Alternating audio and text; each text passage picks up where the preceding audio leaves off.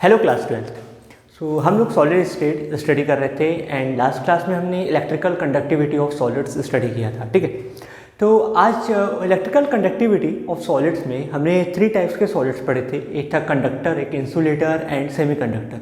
Conductor तो हमें मालूम था, जो इलेक्ट्रिसिटी ईजिली कंडक्ट कर सकते हैं, एंड इंसुलेटर वो सब्सटेंस होते हैं जो इलेक्ट्रिसिटी कंडक्ट नहीं कर पाते हैं। लेकिन एक न्यू टर्म हमें पढ़ने को मिला था, वो था सेमी कंडक्टर्स। ठीक है, तो सेमी कंडक्टर्स कुछ क्या है, पहले उसकी डेफिनेशन पढ़ लेते हैं। There exist a number of substance which are insulators at absolute zero but their conductivity increases markedly with temperature. यानी एक टेम्परेचर यानी जीरो टेम्परेचर तक वो इंसुलेटर की तरह एक्ट करते हैं कि हम इलेक्ट्रिसिटी कंडक्ट नहीं करेंगे, लेकिन जैसे जैसे हम टेम्परेचर इंक्रीज करते हैं इनकी कंडक्टिविटी ऑटोमेटिकली क्या हो जाती है, बढ़ती जाती है। ठीक है, लेकिन अब अगर हमें यूज़ में चाहिए तो हम उसका इंतज़ार तो नहीं करेंगे कि हमें उस टेम्परेचर तक इसको लेके आना है कि हम इसको कंडक्टिविटी प्रोवाइड करवा सकें। तो उस केस में हम क्या करते हैं, कभी कभी किसी एलिमेंट्स में हम किसी दूसरे एलिमेंट्स को डोप कर देते हैं, यानी कुछ इम्प्योरिटीज़ मिला देते हैं, जिसकी वजह से क्या होती है, उसकी कंडक्टिविटी बढ़ जाती है। ठीक, हमने जो डायग्राम देखा था लास्ट क्लास में, जब हमने इनका बैंड थ्योरी के थ्रू इसकी थ्योरी पढ़ी थी, उसमें ये था कि conduction band and valence band यानी फील्ड बैंड के बीच में जो गैप था वो कम था एज कंपेयर टू इंसुलेटर। ये कहलाता है वैलेंस बैंड एंड ये कहलाता है कंडक्शन बैंड। यानी किसी भी मेटल को या किसी भी एलिमेंट को कंडक्शन शो करने के लिए इलेक्ट्रॉन का वैलेंस बैंड से कंडक्शन बैंड की तरफ फ्लो होना बहुत ज़रूरी है। कंडक्टर्स के केस में क्या था कि ये दोनों ओवरलैप कर रहे थे, तो वो एनी टाइम कंडक्शन शो कर देता था। इंसुलेटर के केस में बहुत ज़्यादा गैप था इन दोनों के बीच में, तो वो फ्लो नहीं कर पा रहा था। और सेमीकंडक्टर के केस में क्या रहता है कि इनके बीच में जो एनर्जी लेवल गैप होता है वो बहुत कम होता है इंसुलेटर के कंपैरिजन में। तो बस हमको थोड़ी सी एनर्जी देनी रहती है या थोड़ा सा आप हीट दे दिए तो ये तुरंत वहाँ से वहाँ ट्रांसफर हो जाएगा। अब सेमीकंडक्टर्स की कंडक्टिविटी बढ़ाने के लिए कि वो हमारे यूज़ में आए, हम क्या करते हैं, किसी एक एलिमेंट में दूसरे एलिमेंट को डोप कर देते हैं, यानी इम्प्योरिटीज़ मिला देते हैं। कि काम चलाने के लिए क्या करते हैं, अगर सीधी उंगली से घी न निकले तो उंगली टेढ़ी करनी पड़ती है, जैसे एक कहावत है। तो उसी प्रकार से सेमीकंडक्टर को ज़्यादा कंडक्टिंग नेचर में बनाने के लिए हम इसमें क्या करते हैं, इम्प्योरिटीज़ मिलाते हैं। बेसिकली आपके पीरियोडिक टेबल का ग्रुप 14 के जो एलिमेंट्स हैं, ग्रुप 14 के यानी कार्बन फैमिली जो है, कार्बन के नीचे सिलिकॉन हो गया, फिर आता है आपका गैलियम हो गया, गैलियम जर्मेनियम आर्सेनिक जर्मेनियम हो गया। ये इनकी जो फैमिली है ये बेसिकली सेमीकंडक्टर्स का नेचर शो करते हैं। इन लोग क्या करते हैं, सेमीकंडक्टर का नेचर शो करते हैं, यानी at absolute zero they are insulator. लेकिन जैसे जैसे हम टेम्परेचर बढ़ाते हैं इनकी कंडक्टिविटी इंक्रीज हो जाती है। अब इनकी कंडक्टिविटी बढ़ाने के लिए हम इसमें इम्प्योरिटीज़ मिलाते हैं। इम्प्योरिटीज़ यानी या तो हम इसमें ग्रुप 13 के एलिमेंट्स मिला देते हैं या तो हम इसमें ग्रुप 15 के एलिमेंट्स डोप कर देते हैं। इन दोनों में से कोई भी एक हम क्या कर देते हैं, डोप करते हैं। तो इस बेसिस पे सेमीकंडक्टर्स जो होते हैं वो 2 टाइप्स के होते हैं। सेमीकंडक्टर्स जो होते हैं वो 2 टाइप्स के होते हैं। पहला होता है इंट्रिंसिक सेमीकंडक्टर, इंट्रिंसिक सेमीकंडक्टर, जिसको हम बोलते हैं N type semiconductor, N type semiconductor. And दूसरा जो होता है वो होता है एक्सट्रिंसिक सेमीकंडक्टर,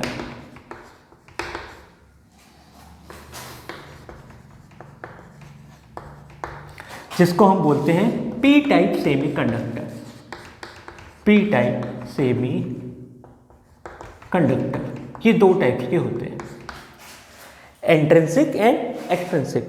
जब कभी भी आप 14 ग्रुप के एलिमेंट में 15 ग्रुप के एलिमेंट को मिक्स करोगे वो आपका बनता है इंट्रिंसिक सेमीकंडक्टर।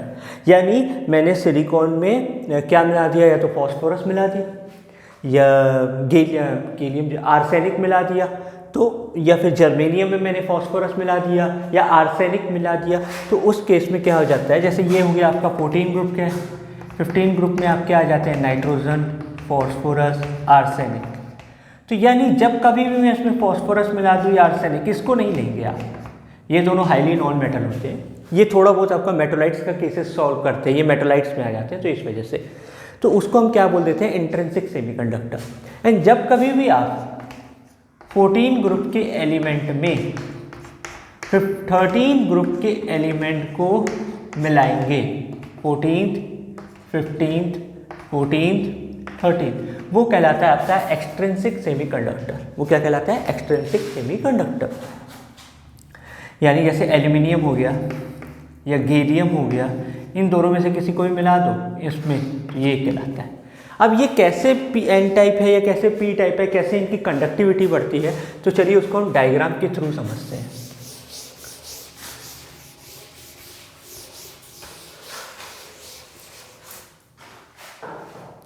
जस्ट सपोज, जैसे इसमें क्या रहता है कि हम थोड़ी सी इम्प्योरिटी मिलाते हैं, बहुत ज़्यादा इम्प्योरिटी नहीं मिलाते हैं, ठीक है। ये चीज़ याद रखिएगा कि बहुत ज़्यादा नहीं, यानी मान लीजिए 100 अगर सिलिकॉन है तो उसमें 2 या 3 फॉस्फोरस होगा, ठीक है। 15 ग्रुप के एलिमेंट के बारे की बात कर रहे हैं। तो पहला जो केस था हमारा इंट्रिंसिक सेमीकंडक्टर,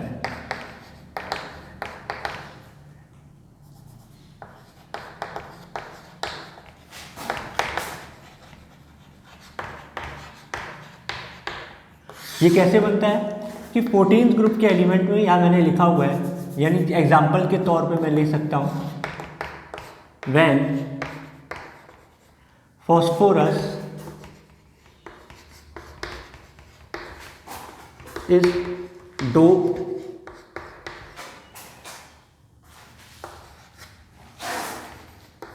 विथ सिलिकॉन। अब इसका एक सिंपल सा एग्जांपल और बता देता हूँ। जैसे हम लोग केक बनाते हैं, ठीक है, तो मान लो जस्ट सपोज पूरा का पूरा केक क्या है, सिलिकॉन है। अब केक को थोड़ा सा हम क्या करते हैं, डेकोरेट करने के लिए या उसको और अच्छा सा टेस्ट लाने के लिए हम उसमें कुछ ड्राई फ्रूट्स मिला देते हैं, या कुछ हम लोग कतरी मिला देते हैं सिंपल सा, या ऊपर से हम क्रीम का डेकोरेशन कर देते हैं, ठीक है। तो वो जो ड्राई फ्रूट्स हैं वो हमारा फॉस्फोरस है, वो जो ड्राई फ्रूट्स है हमारा फॉस्फोरस है। अब जैसे जो ड्राई फ्रूट्स रहता है वो चारों तरफ से क्या रहता है, केक से घिरा हुआ रहता है, उसी प्रकार से जो फॉस्फोरस रहेगा वो सिलिकॉन से घिरा हुआ रहेगा, ठीक है। तो जैसे जस्ट सपोज ये फॉस्फोरस है, अब इसके चारों तरफ क्या रहेंगे, सिलिकॉन रहेगा।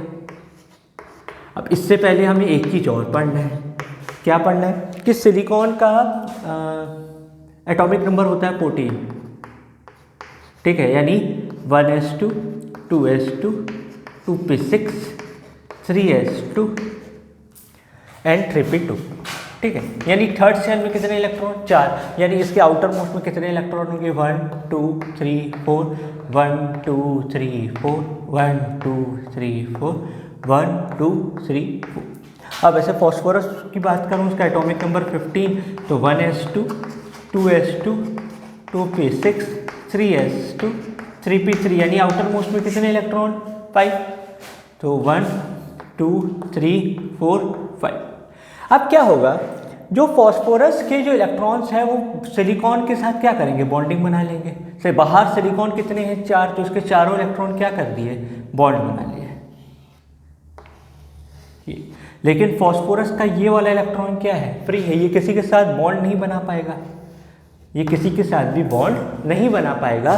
तो ये जो इलेक्ट्रॉन है ये क्या होता है, नेगेटिव चार्ज, तो ये फ्री है, ये कहीं पे भी मूव कर सकता है, यानी ये वाला इलेक्ट्रॉन जो है वो मोबिलाइज्ड इलेक्ट्रॉन है, मोबिलाइज्ड इलेक्ट्रॉन, ये फ्री है, कहीं भी मूव कर सकता है। और इलेक्ट्रॉन के मूव करने से क्या होता है, इलेक्ट्रिसिटी कंडक्ट होती है, ठीक है। तो यहाँ पे नेगेटिव चार्ज के होने की वजह से इस सिलिकॉन की कंडक्टिविटी क्या हो गई, बढ़ गई। पहले सिलिकॉन अकेला था, ठीक, तो उसकी कंडक्टिविटी जो भी थी, लेकिन उसकी कंडक्टिविटी बढ़ाने के लिए मैंने क्या किया, उसमें 15 ग्रुप के एलिमेंट्स को डोप कर दिया। तो डोप करने के बाद मैंने देखा कि यहाँ पे सिलिकॉन तो बॉन्ड बना ले रहा है, लेकिन फॉस्फोरस का जो 5th इलेक्ट्रॉन है वो फ्री है, वो कहीं पे भी मूव कर सकता है, यानी कहीं पे भी देखेगा कि किसी की वैकेंसी तो फुलफिल नहीं करनी है, चला जाएगा।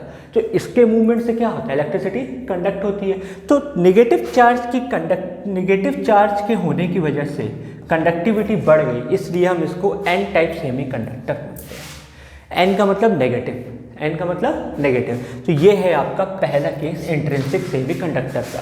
तो इसकी यदि डेफिनेशन जैसे पढ़ना हो तो as silicon has 4 electrons in its outer most orbit, आप देख सकते हैं व्हेन फॉस्फोरस और आर्सेनिक 15 ग्रुप के एलिमेंट मिक्स्ड और doped in silicon, phosphorus has 5 electrons in its outer most orbit, Thus 4 electron of silicon make bond with 4 electron of phosphorus, ये इसके जो 4 इलेक्ट्रॉन्स है इसके साथ बॉन्ड बनाते हैं।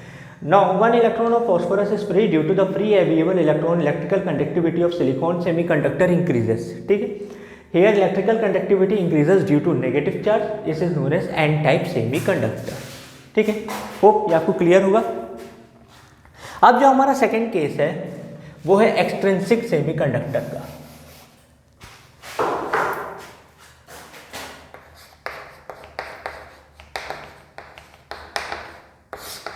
अब इसमें क्या हो जाएगा, when aluminium is doped with silicon, when aluminium,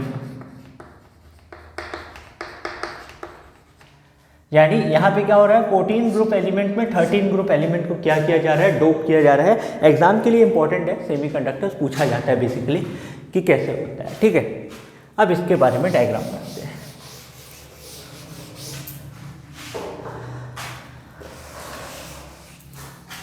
अच्छा, एल्यूमिनियम का atomic number 13, 1s2, 2s2, 2p6, 3s2, 3p1, यानी आउटर मोस्ट में कितने इलेक्ट्रॉन 3, यानी एल्यूमिनियम को चारों तरफ से कौन घेर के रखेगा, सिलिकॉन।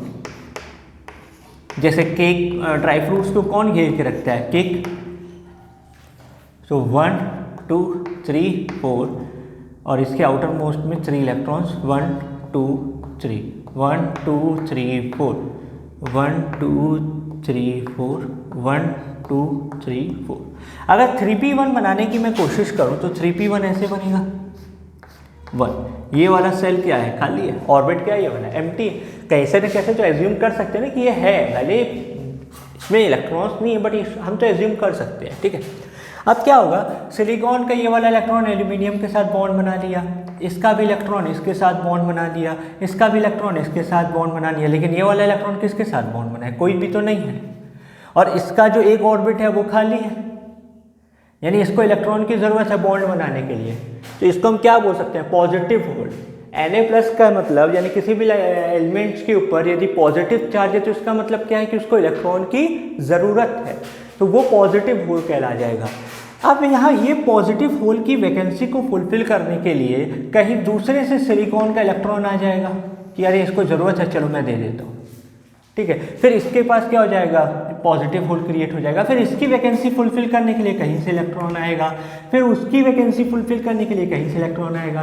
तो एक पॉजिटिव होल के क्रिएट होने की वजह से आप देख सकते हैं इलेक्ट्रॉन कंटिन्यूसली अब फ्री है मूव करने के लिए, वो मोबिलाइज कर रहा है एक पोजीशन से दूसरे पोजीशन तक। और जब इलेक्ट्रॉन मूव करता है तो क्या होता है, इलेक्ट्रिकल कंडक्टिविटी मिलती है। यहाँ पे इलेक्ट्रिकल कंडक्टिविटी किसकी वजह से बढ़ी, एक पॉजिटिव होल की वजह से, एक पॉजिटिव होल की वजह से, ठीक है। इसलिए हम इसको पी टाइप सेमीकंडक्टर कहते हैं। एक्सट्रिंसिक सेमीकंडक्टर को क्या कहते हैं, पी टाइप सेमीकंडक्टर हम कहते हैं। क्लियर। फिर से जब कभी भी आप सिलिकॉन में एल्यूमिनियम को यानी 14 ग्रुप के एलिमेंट में 13 ग्रुप के एलिमेंट को डोप करते हैं तो वहाँ पे एक वैकेंसी क्रिएट हो जाती है, क्योंकि सिलिकॉन तो चारों तरफ से बॉन्डिंग बनाने के लिए रेडी है, पर एल्यूमिनियम के आउटर मोस्ट में कितने इलेक्ट्रॉन है, 3, यानी एक जो है वैकेंट है, पॉजिटिव होल क्रिएट है। या तो हो सकता है कहीं दूसरे सिलिकॉन से इलेक्ट्रॉन आए, या हो सकता है कि ये सिलिकॉन इलेक्ट्रॉन दे दे, फिर इस सिलिकॉन की वैकेंसी को फुलफिल करने के लिए कहीं और से इलेक्ट्रॉन आए। तो ऐसे करने से क्या होता है कि एक पॉजिटिव होल की वजह से इलेक्ट्रॉन का मूवमेंट क्रिएट हो रहा है, जिसको हम क्या बोल देते हैं, एक्सट्रिंसिक सेमीकंडक्टर और पी टाइप सेमीकंडक्टर। अब जो डेली लाइफ में हम यूज़ करते हैं वो रहता है ट्रांजिस्टर्स। ट्रांजिस्टर्स का इस्तेमाल हम करते हैं जो कि सैंडविच की तरह बनता है, यानी दो सेमीकंडक्टर्स लो, उसके बीच में किसी और को डोप कर दो, जैसे NPN ट्रांजिस्टर बनता है, ये आप लोग फिजिक्स में पढ़ेंगे। और एक रहता है PNP ट्रांजिस्टर, यानी 2 N ले लिया और एक P वाला मैंने बीच में डोप कर दिया, या 2 P ले लिया, एक बीच में N को मैंने डोप कर दिया। तो ये हमारे डेली लाइफ में बहुत ज़्यादा यूज आते हैं। अब जो हमारा लास्ट टॉपिक है वो है मैग्नेटिक प्रॉपर्टीज ऑफ सॉलिड, यानी मैग्नेटिज्म इन सॉलिड्स।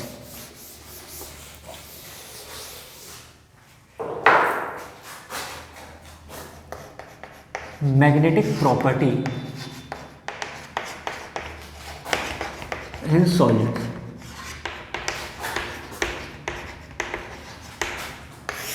हमें पता है कि जब इलेक्ट्रॉन न्यूक्लियस की चारों तरफ घूमता है तो उसके पास दो तरह के मोशन होते हैं। एक तो होता है कि वो न्यूक्लियस के चारों तरफ रिवॉल्यूशन कर रहा है और एक अपने ओन एक्सिस में रोटेशन कर रहा है। इस वजह से क्या होता है कि हर इलेक्ट्रॉन के पास अपनी खुद की मैग्नेटिक प्रॉपर्टी होती है, ठीक है, अपनी खुद की मैग्नेटिक प्रॉपर्टी होती है। तो दो मोशन कौन से हैं? The orbital motion around the nucleus and दूसरा है कि it spin around it own axis. तो इस वजह से क्या होता है कि इसके पास अपनी खुद की मैग्नेटिक प्रॉपर्टी होती है। अब स्पिन ऐसे भी हो सकता है या स्पिन ऐसे भी हो सकता है, ऐसे भी घूम सकता है या ऐसे भी घूम सकता है। तो इस बेसिस पे इसके डिफरेंट अलाइनमेंट होने की वजह से, अलाइनमेंट का मतलब है कि या तो ऐसे घूम रहा हूँ या अपोजिट डायरेक्शन में घूम रहा हूँ। तो डिफरेंट अलाइनमेंट की वजह से हमें 5 प्रकार के मैग्नेटिक सब्सटेंसेस मिलते हैं, ठीक है, 5 प्रकार के। तो सबसे पहला जो मैग्नेटिक सब्सटेंस है वो है डाईमैग्नेटिक सब्सटेंस, यानी ऐसे सब्सटेंस जिनके पास मैग्नेटिक प्रॉपर्टीज नहीं होती है, ठीक है, एंड ये मैग्नेटिक फील्ड में वीकली रिपेल्ड भी होते हैं, ठीक है। तो क्या लिख सकते हो? नो मैग्नेटिक प्रॉपर्टीज,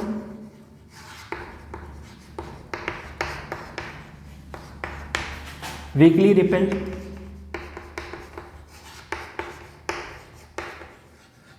यानी इसमें जो इलेक्ट्रॉन की अलाइनमेंट होती है ना, एक ऊपर है तो एक नीचे है, एक ऊपर है तो एक नीचे है, एक ऊपर है तो एक नीचे, एक दूसरे को कैंसिल आउट कर रहे हैं, ठीक है। तो इसको हम क्या बोल देते हैं? Diamagnetic substance. इसका जो एग्जांपल है वो है आपका, एग्जांपल्स भी आपको याद होने ज़रूरी है। NaCl होता है, बेंजीन होता है C6H6, TiO2 टाइटेनियम ऑक्साइड, ये सब इसके एग्जांपल्स हैं। सेकेंड है आपका paramagnetic substance.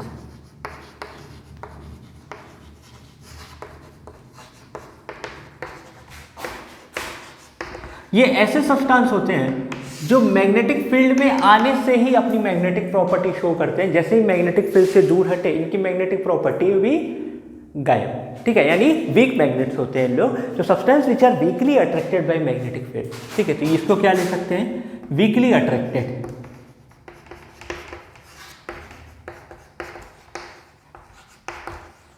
Bye magnetic field.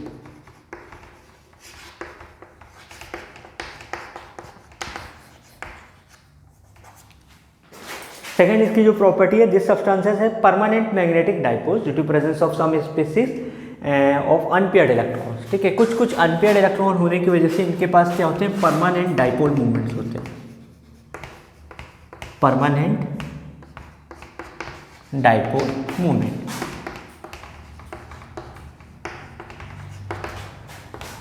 And जैसे ही मैग्नेटिक फील्ड से ये हटते हैं इनकी मैग्नेटिज्म भी लूज हो जाती है, ठीक है, इन द एब्सेंस। जैसे ही इनको मैग्नेटिक फील्ड से आपने दूर किया, ये मैग्नेटिक प्रॉपर्टी भी क्या करते हैं? अपनी भूल जाते हैं। तो इसका जो एग्जांपल है वो है आपका O2, TiO, Cu2+,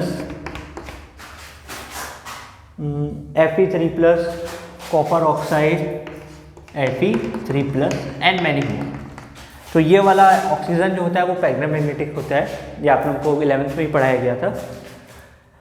now another substance is ferromagnetic.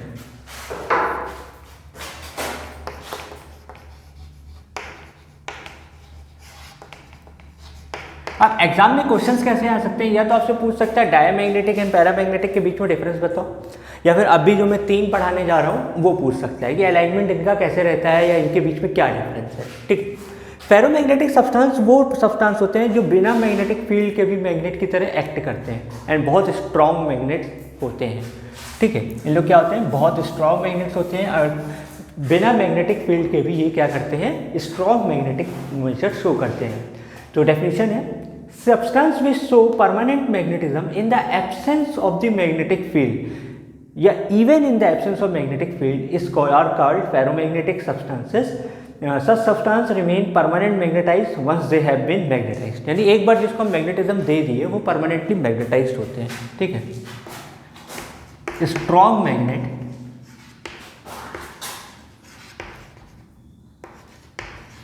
Even in the absence of magnetic field. Even in the absence of magnetic field. दूसरा है परमानेंट मैग्नेटिज्म होता है इनके अंदर।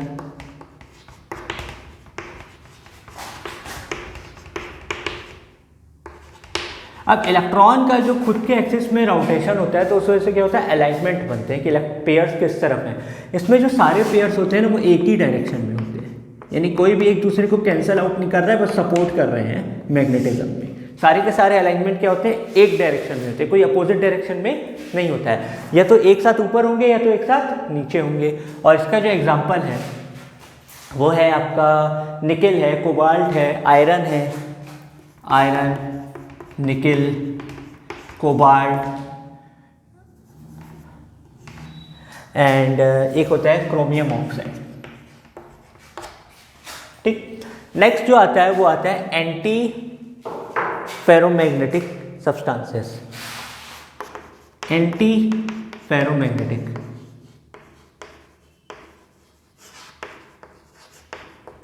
यानी ऐसे सब्सटेंसेस जिनको हम सोचते हैं कि वो फेरोमैग्नेटिक हो सकते हैं, ठीक है, लेकिन वो असल में होते ही नहीं है। वो बिल्कुल एब्सोल्यूट जीरो मैग्नेटिक फील्ड हमको शो करते हैं, जिसको हम सपोज करते हैं। जैसे क्लास में कोई लड़का है, सीधा साधा है, हम सोचते हैं यार ये तो बहुत अच्छा होगा पढ़ने में, बाद में पता चलता है ये तो डब्बा है, ठीक है। यानी वो दिखने में कैसे है, फेरोमैग्नेटिक, बट है कैसा, एंटी फेरोमैग्नेटिक। यानी ऐसे सब्सटेंस जो शो करते हैं कि हम फेरोमैग्नेटिक हैं या हो सकते हैं, लेकिन वो बिल्कुल भी कंडक्टिविटी शो नहीं करते हैं। यानी इस केस में जो हमारा अलाइनमेंट होता है वो बिल्कुल एक दूसरे के साथ यानी एक ऊपर है तो एक नीचे रहेगा, यानी इक्वल नंबर में इनका जो अलाइनमेंट रहता है, यानी जितने ऊपर हैं उतने नीचे हैं, जितने ऊपर हैं उतने नीचे हैं, ये ऐसे रहता है, ठीक है। तो substance which are expected to possess paramagnetism और फेरोमैग्नेटिज्म, इन दोनों, यानी पैरामैग्नेटिज्म भी हो सकता है या फेरो भी हो सकता है, on the basis of unpaired electron, but actually they possesses zero net magnetic movement. तो इनके पास क्या होता है, zero net magnetic movement.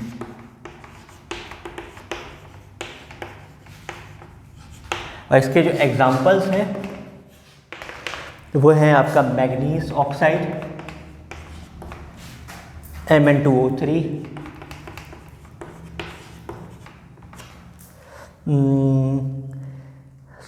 MnO2, Cr2O3, nickel oxide. And last जो हमारा है वो है पेरीमैग्नेटिक सब्सटेंसेस। यहाँ O हटा दीजिएगा और I लगा दीजिएगा, पेरीमैग्नेटिक सब्सटेंसेस, ठीक है। इसकी डेफिनेशन है substance which are expected to possess large magnetism on the basis of unpaired electron but actually have small net magnetic movements. Small net magnetic movements यानी ऐसे सब्सटेंस जिसकी मैग्नेटिज्म पैरामैग्नेटिक सब्सटेंस से ज़्यादा है लेकिन फेरोमैग्नेटिक सब्सटेंस से कम है। हम सोचते हैं कि उनका अलाइनमेंट अच्छा है तो उनकी कंडक्टिविटी भी क्या होगी, अच्छी होगी, पर ऐसा नहीं होकर के क्या होता है कि उनकी जो कंडक्टिविटी रहती है पैरामैग्नेटिक एंड फेरोमैग्नेटिक के बीच में रहती है, यानी वीक मैग्नेटिक मूवमेंट्स है, वीक मैग्नेटिक मूवमेंट्स है। और जब हम इसको हीट करते हैं ना फेरीमैग्नेटिक को, तो ये डायमैग्नेटिक बन जाता है। क्या बन जाता है, diamagnetic. On heating possesses diamagnetic properties.